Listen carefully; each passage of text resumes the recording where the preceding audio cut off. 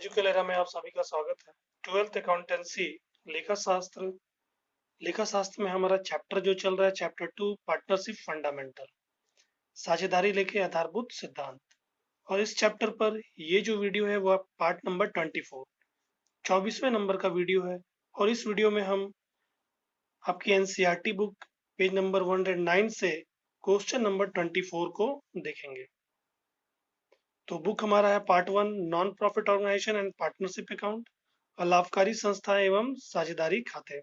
और इस क्वेश्चन में जो टॉपिक कवर होगा वो हमारा इंटरेस्ट ऑन ड्राइंग, आहरण पर ब्याज। इस सवाल में आपको आहरण पर ब्याज गणना करने को कहेगा। ठीक है, तो आइए हम सवाल अब प्रारंभ करते हैं। तो क्वेश्चन नंबर 24, अमित और भोला एक फर्म में साझेदार हैं। दो साझेदार अमित और भोला। फिर बताता है उनका लाभ विभाजन अनुपात। ये अपना लाभ किस तरह बांटते हैं? 3 और 2 के अनुपात में। मतलब जितना भी लाभ होगा उसके 5 हिस्से करेंगे, उसको 5 बराबर भागों में बांटेंगे। 3 भाग अमित ले जाएगा, 2 भाग भोला ले जाएगा। इनका अनुपात 3 और 2 का है। उनके साझेदारी विलेख के अनुसार बता रहा है कि इन्होंने जो साझेदारी विलेख बनाया है उसके अनुसार आहरणों पर ब्याज की दर 10% वार्षिक प्रभावित होनी है। मतलब इन्होंने समझौता किया है, साझेदारी विलेख बनाया किस पर? आहरण पर ब्याज के लिए। और आहरण पर ब्याज कितना लिया जाएगा फर्म के द्वारा? 10% वार्षिक। मतलब जितना भी ये लोग आहरण करेंगे उसका 10% ब्याज लगाया जाएगा इनके ऊपर। फिर लिखा है वर्ष 2014 के दौरान, इस वर्ष, ठीक है, वर्ष 2014 के दौरान उनके इनका आहरण बता रहा है क्रमशः 24,000 रुपए व 16,000 रुपए थे। पूरे इनका 2014 मतलब पूरे साल भर का इनका आहरण बता रहा है 24,000 रुपए और 16,000 रुपए। आगे बोलता है यह मानकर कि उन्होंने पूरे वर्ष नियमित रूप से राशियां आहरित की थी।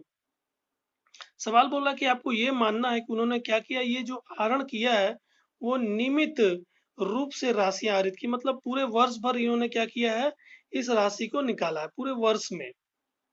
ठीक है, कहने का अर्थ है कि ये लोग ये 24,000 रुपये एक मुश्त एक साथ नहीं निकाल रहे हैं, इनका हिस्सा कुछ कुछ वो साल भर में निकाल रहे हैं। तो हमको क्या करना होगा, यहाँ हमको ये मानना होगा कि ये 24,000 रुपये, क्योंकि साल भर में 12 महीने होते हैं तो इन्होंने हर महीने 24 को जब आप 12 से भाग देंगे तो 2,000 रुपये हर महीने का होता है। मतलब 2,000 रुपये इन्होंने हर महीने निकाला है। उसी तरह 16,000 का जब देखेंगे, ये जो भोला है वो 16,000 रुपये पूरे साल भर में निकाल रहा है, तो इसको भी 12 से जब भाग देंगे तो लगभग लगभग 1,333 रुपए, ठीक है, ये हर महीने निकालता है। ठीक है, तो लिखा है पूरे वर्ष नियमित रूप से राशियां आहरित की। इसी आधार पर आहरणों पर ब्याज परिकलित कीजिए। मतलब कि जो इंफॉर्मेशन दिया उसी के आधार पर आपको क्या करना है, आहरणों पर ब्याज निकालना है। तो आप देखेंगे यहाँ पर क्या हो रहा है, आहरण जो हो रहा है हर महीने ये लोग नियमित रूप से ये लोग कर रहे हैं, ठीक ना। ये 2,000 रुपये हर महीने, अमित 2,000 रुपये हर महीने, पूरे साल भर का 24,000, ये 1,333 रुपये हर महीने, पूरे साल भर का 16,000 रुपये। अब सवाल हमको ये निश्चित तिथि नहीं बता रहा है कि ये माह के प्रारंभ में निकालता है कि माह के अंत में निकालता है कि माह के मध्य में निकालता है। उस तरह इसका भी नहीं बता रहा है कि ये माह के प्रारंभ में निकालता है कि माह के मध्य में निकालता है कि माह के अंतिम में निकालता है।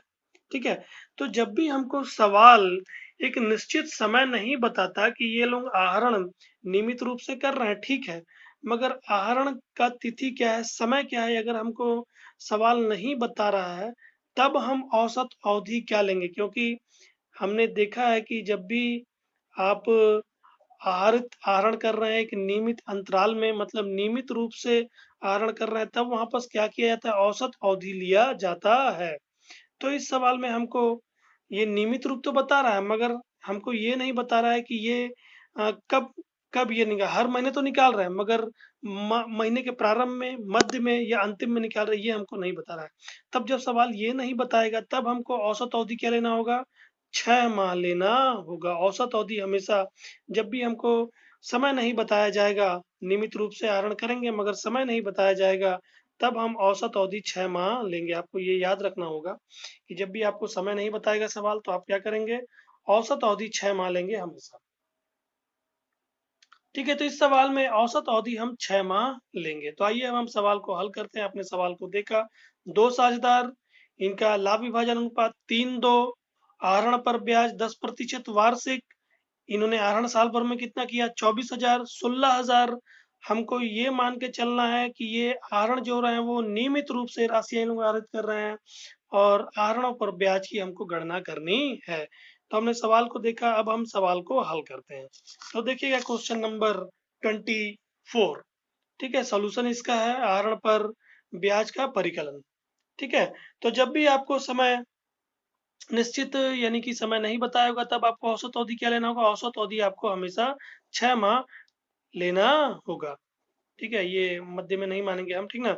हम क्या मानेंगे? जब भी हमको सवाल नहीं बताएगा औसत अवधि, जब भी हमको सवाल नहीं बताएगा कि ये माह नियमित रूप से निकाल रहे हैं मगर महीने के प्रारंभ में निकाल रहे हैं या अंत में निकाल रहे हैं या मध्य में निकाल रहे हैं या अगर तिमाही में निकाल रहे हैं, उसमें भी यदि नहीं बताता है, ठीक ना, तो हमको औसत अवधि क्या लेना होगा? 6 माह लेना होगा। ठीक है, तो हम इस सवाल को हल करते हैं। तो देखिएगा अमित के लिए, अमित आहरण कितना कर रहा है पूरे साल भर में? 24,000 रुपए। अमित पूरे साल भर में 24,000 रुपए ड्राइंग करता है, आहरण करता है। दर क्या है? सवाल ने आपको दर 10% वार्षिक बताया है। रेट ऑफ इंटरेस्ट, औसत अवधि जो है वो 6 माह की है, हमको 6 माह लेना होगा। अब हम निकालते हैं आहरण पर ब्याज, इंटरेस्ट ऑन ड्राइंग। तो 24,000 का 10%, 24,000 का 24,000 का 10% 6 माह के लिए, 24,000 का 10% 6 माह के लिए। ठीक है, तो हमने लिखा 24,000 गुणित 10/100 गुणित 6/12। आप काटते हैं, 6 एकम 6 और 6 दूनी 12 कट गया। अब यहाँ पास 2, यहाँ पास 1 आ गया। फिर इसी तरह ये अंश और ये हर काटते हैं, ये शून्य 2 गया और यहाँ से ये 2 शून्य चला गया। अब देखेंगे ये पूरा कट गया, ये हमारा हर दोनों कट गया, एक एक आ गया।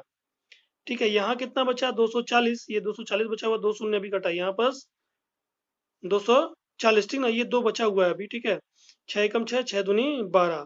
अब यहाँ पास काटते हैं, 2 एकम 2 और यहाँ पास आ गया। इस 240 को हम जब 2 से काटते हैं, 2 एकम 2, 2 एकम 2, 2 दूनी 4 और 2 शून्य शून्य, तो 120 हमारा आ जाता है। अब देखेंगे हर में यहाँ पास 1 आ गया और यहाँ भी 1 आ गया, पूरा हर हमारा कट चुका है, एक एक आ चुका है। अंश में क्या बचा है? यहाँ पास 120, यहाँ पास 10 और यहाँ पास 1। ये तीनों ही अंश में, बीच में गुणा का निशान है, गुणा कर देंगे। 120 को 10 से गुणा करेंगे 1200, 1200 को 1 से गुणा करेंगे तो 1200। ये हमारा आता है अमित के लिए आहरण पर ब्याज, interest on drawing for Amit 1200 rupees, 1200 रुपए। ठीक है, फिर उसके बाद आता है, अब हम भोला का निकालते हैं। भोला का हम निकालेंगे आहरण पर ब्याज, इंटरेस्ट ऑन ड्राइंग फॉर भोला। ठीक है, भोला के लिए आहरण पर ब्याज। तो भोला ने कितना किया साल भर में आहरण? 16,000 रुपए ड्राइंग किया है। दर कितना है? 10% वार्षिक। रेट ऑफ इंटरेस्ट, ठीक है, 10% पर एनम। औसत अवधि एवरेज पीरियड 6 माह, क्योंकि हमको समय नहीं बताया गया है। निश्चित नियमित रूप से हमको बता रहा है कि नियमित रूप से ये लोग आहरण कर रहे हैं। हम नियमित रूप मान रहे हैं कि हर माह ये लोग क्या कर रहे होंगे? आहरित कर रहे होंगे राशि। ठीक है, तो 16,000 रुपए इसने पूरे साल भर में आहरित किया है। तो 12 महीने में, हर महीने का जब हम निकालेंगे तो आपका 1,333 रुपए 33 पैसे इस तरह का कुछ आएगा। ठीक है, पॉइंट में आएगा अप्रोक्सीमेटली। ठीक है, तो औसत अवधि हम 6 माह का लेंगे। ठीक ना, तो इसने पूरे साल भर में, जब हम इंटरेस्ट ऑन ड्राइंग इसका कैलकुलेशन करेंगे आहरण पर ब्याज, तो पूरे साल भर में इसने 16,000 रुपए निकाला। 16,000 का 10%, 16,000 का 10% 6 माह के लिए, 16,000 का 10% 6 माह के लिए। अब काटते हैं, यहाँ पास 6 एकम 6, 6 दूनी 12। अभी देखेंगे यहाँ पास ये दोनों कटा है केवल। ठीक है, अब इसका ये 2 शून्य हम काट देते हैं, अंश और हर। यहाँ पास 1 आ गया, यहाँ पास 2 बचा हुआ है अभी, तो इसको काटते हैं। 2 एकम 2 और यहाँ पास 160 है, 2 का पहाड़ा 8 बार पढ़ेंगे 16, पूरा कट गया। यहाँ पर शून्य बचा है, 2 शून्य शून्य, तो 80 बार में 2 का पहाड़ा जब 80 बार पढ़ेंगे तो 160 आ जाए, कट गया। अब यहाँ पास 80, अब काटेंगे कुछ भी नहीं, यहाँ पास हर में हमारा एक एक आ चुका है, काटने कुछ भी नहीं है। अंश में 80, 10 और 1 गुणा कर देंगे, 80 को 10 से गुणा करेंगे 800, 1 से गुणा करेंगे 800 हमारा आता है। तो ये हमारा निकल जाता है भोला के लिए इंटरेस्ट ऑन ड्राइंग। तो हमने दोनों का देखा। ठीक है, ये 24 नंबर सवाल आहरण पर ब्याज का परिकलन, calculation of interest on drawing, हमने दोनों के लिए निकाल के देखा। अमित के लिए आहरण पर ब्याज और भोला के लिए आहरण पर ब्याज। तो ये हमारा क्वेश्चन नंबर 24 है, जो आसान सा सवाल था। हमको इंटरेस्ट ऑन ड्राइंग क्या कैलकुलेशन करने बोला था, अब मैंने इसको हल करके आपको बताया। तो यदि मेरे चैनल पे नए हैं तो प्लीज मेरे चैनल को सब्सक्राइब और नोटिफिकेशन बेल प्रेस करना ना भूलें, जिससे आने वाले वीडियो का नोटिफिकेशन आपको प्राप्त होता रहे। और वीडियो को प्लीज लाइक और शेयर करना ना भूलें। आज के लिए इतना ही। धन्यवाद।